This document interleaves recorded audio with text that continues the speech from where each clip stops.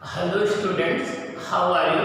कैसे हैं आप? Very good. आप बहुत ही अच्छे होंगे, बहुत ही अच्छे से अपनी पढ़ाई कर रहे होंगे, अपनी मंजिल की ओर आगे बढ़ रहे होंगे, अपने ड्रीम्स को फुलफिल कर रहे होंगे, क्योंकि 11th क्लास एक ऐसा क्लास है जिसमें हमें किसी भी कंपटीशन के लिए, चाहे आप में से IIT JEE में जाना चाहते हो, चाहे नीट में जाना चाहते हो, चाहे ओलंपियाड में जाना चाहते हो, चाहे NDA में जाना चाहते हो, चाहे आर्मी ऑफिसर में जाना चाहते हो, सबके लिए प्रिपरेशन यहीं से स्टार्ट होती है।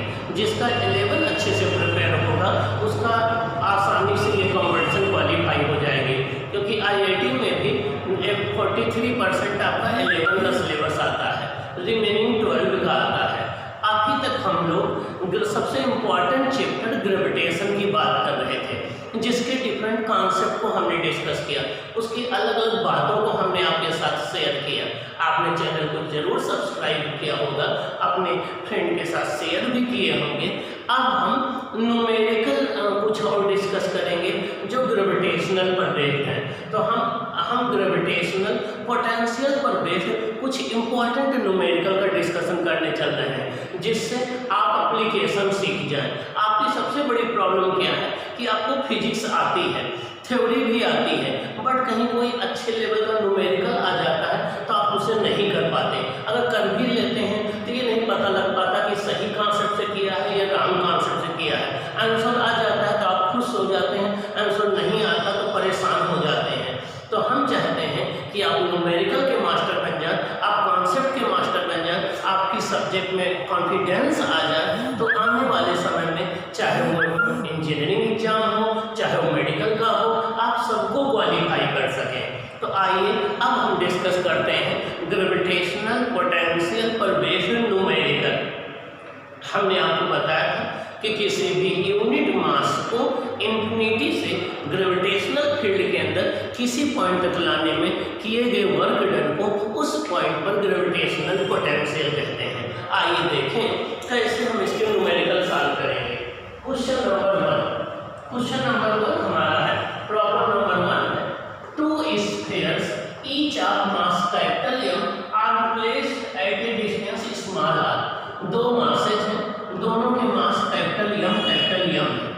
दो मासेज हैं, दोनों के मास कैपिटल M है। ये एक दूसरे से स्मॉल r डिस्टेंस पर रखे गए हैं। 2 spheres each of mass M are placed at a distance small r on a horizontal surface. ये हॉरिजॉन्टल सरफेस पर दो मासेज कैपिटल M रखे गए हैं। Find the gravitational potential on the line joining the centre of the sphere. इन दोनों sphere के centre को ज्वाइन करने वाली लाइन के सेंटर पर आपको ग्रेविटेशनल पोटेंशियल फाइंड आउट करना है। क्या करना है? ग्रेविटेशनल पोटेंशियल फाइंड आउट करना है। कहाँ फाइंड आउट करना है? सेंटर पर।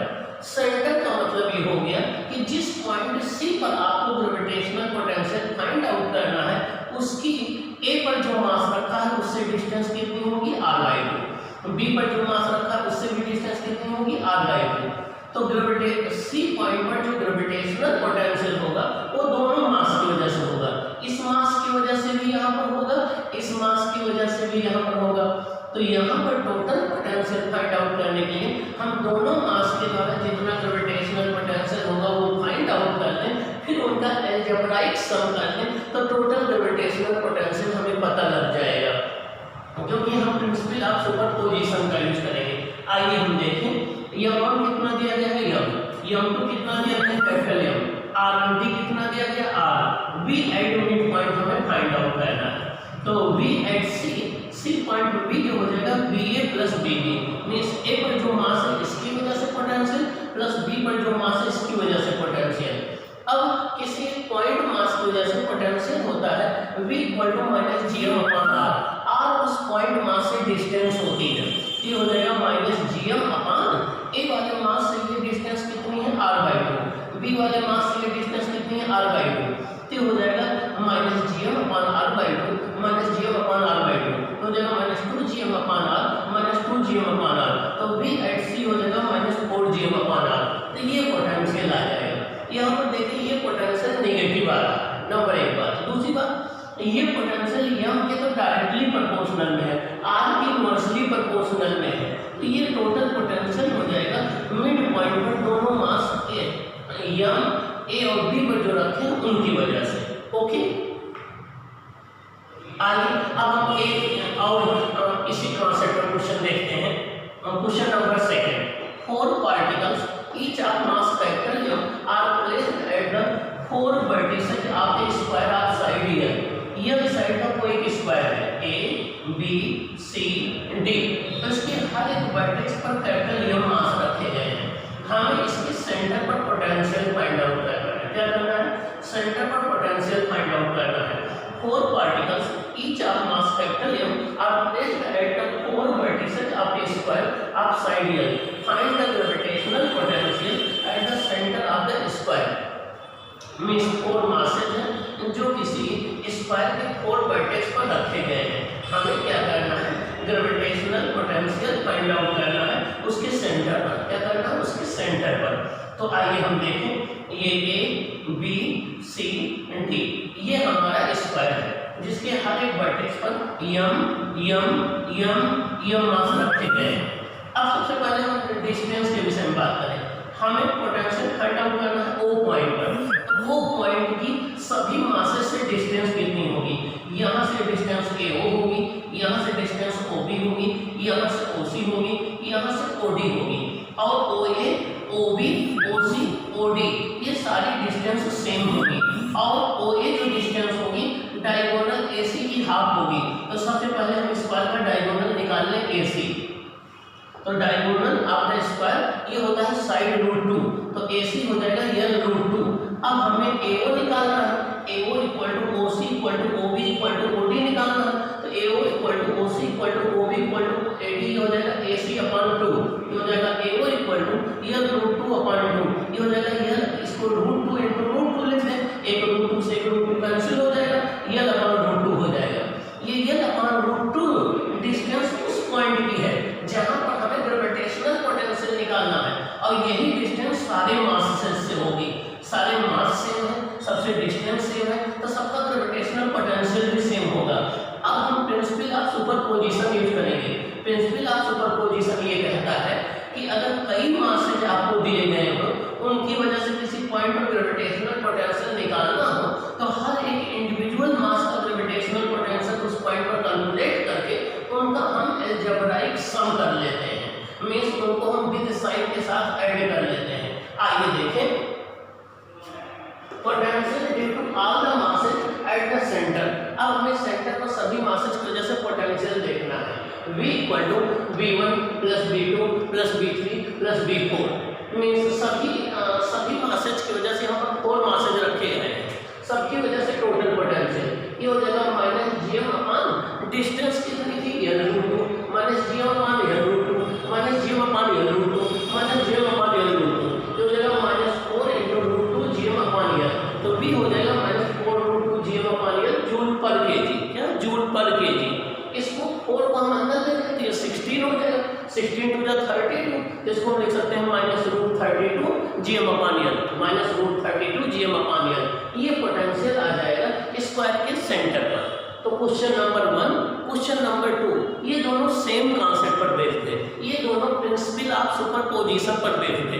प्रिंसिपल ऑफ सुपरपोजिशन ये कहता है कि जब भी कई मासेज आपको दे दिए जाएं और उनकी वजह से किसी पॉइंट पर आपको टोटल पोटेंशियल निकालना हो, तो हर एक मास का उस पॉइंट पर इंडिविजुअल पोटेंशियल हम कैलकुलेट कर लेते हैं, फिर उनका अलजेब्राइक सम कर लेते हैं, तो टोटल पोटेंशियल आ जाता है। तो ये आपका सेकंड क्वेश्चन का सलूशन हो गया।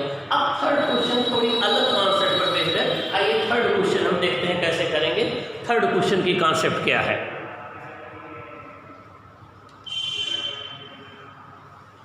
थर्ड क्वेश्चन है, a particle of mass capital M is situated at the center of the spherical shell of the same mass and radius a।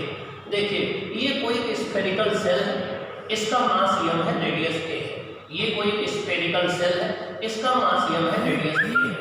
एक m मास का पार्टिकल इसके सेंटर पर रख दिया गया, एक m मास का पार्टिकल इसके सेंटर पर रख दिया गया। इसके सेंटर से a/2 डिस्टेंस पर एक पॉइंट P है, यहाँ पर हमें पोटेंशियल फाइंड आउट करना है।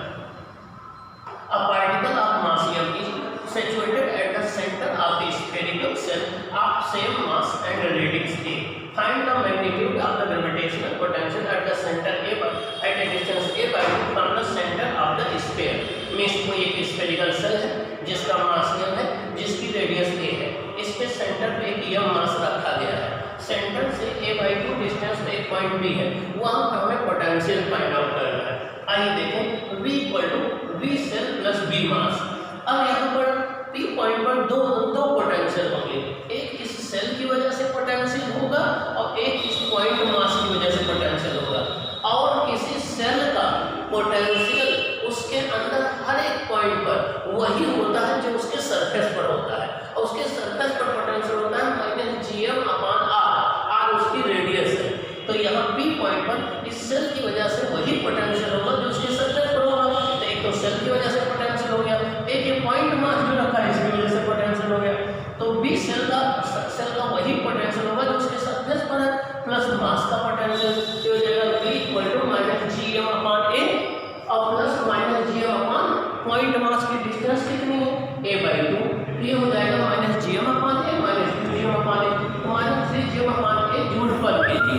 अब मैग्नीट्यूड की बात कर रहा है तो साइन हटा लीजिए, mod v = -3gm/a + 3gm/a हो जाएगा जूल पर केजी, ये पोटेंशियल आ जाएगा। अब इस क्वेश्चन से आपको कॉन्सेप्ट क्या मिले? इस क्वेश्चन से ये कॉन्सेप्ट मिले कि किसी स्फेरिकल सेल के अंदर हर एक पॉइंट पर वही पोटेंशियल होता है जो उसके सरफेस पर होता है, और सरफेस पर पोटेंशियल होता है -gm/r, r उसकी रेडियस है। यहाँ पर r के प्लेस पर a दिया गया है। आइए नेक्स्ट क्वेश्चन देखते हैं, question number 4। In some region the gravitational field is zero. What can we say about the gravitational potential in this region? किसी एरिया में ग्रेविटेशनल फील्ड तो जीरो है, मीन्स वहाँ पर कोई ग्रेविटेशनल फील्ड नहीं प्रेजेंट है, तो वहाँ पर हम ग्रेविटेशनल पोटेंशियल के विषय में क्या करेंगे? तो देखिए, relation between gravitational field and gravitational potential is Ig = -dV/r। Means gravitational field intensity equal to होता है change in gravitational potential upon displacement या डिस्टेंस। तो हो जाएगा, अगर Ig 0 दिया गया है तो यहाँ पर हम 0 रख दें तो -dV/dr 0 हो जाएगा। अब आपको पता है कि जब कोई कांस्टेंट क्वांटिटी का हम डिफरेंशिएशन करते हैं तभी 0 होता है, जब किसी कांस्टेंट क्वांटिटी का डिफरेंशिएशन करते हैं तभी 0 होता है। तो यहाँ पर -dV/dr 0 है तो v = कांस्टेंट हो जाएगा, v क्या हो जाएगा? कांस्टेंट हो जाएगा। Therefore gravitational potential in that region will be constant। अब यहाँ से आपको कॉन्सेप्ट क्या मिले? यहाँ से कॉन्सेप्ट आपको ये मिले कि अगर किसी एक पर्टिकुलर रीजन में या एक पर्टिकुलर एरिया में अगर ग्रेविटेशनल फील्ड 0 है तो जरूरी नहीं है कि ग्रेविटेशनल पोटेंशियल भी 0 हो।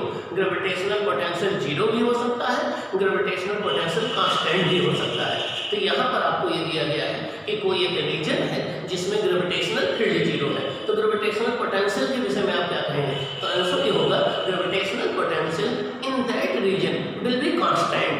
Gravitational potential in that region will be constant. Okay, तो इसको ये ग्रेविटेशनल पोटेंशियल पर बेस्ड न्यूमेरिकल थे, ये 4 नंबर, इनको अच्छे से सॉल्व करेंगे। नहीं समझ में आएगा तो आप फिर जरूर राइट करेंगे ग्रुप पर। और आप अच्छे स्टूडेंट्स हैं, आपको मस्त रहना है, व्यस्त रहना और चैनल को सब्सक्राइब करना। ओके।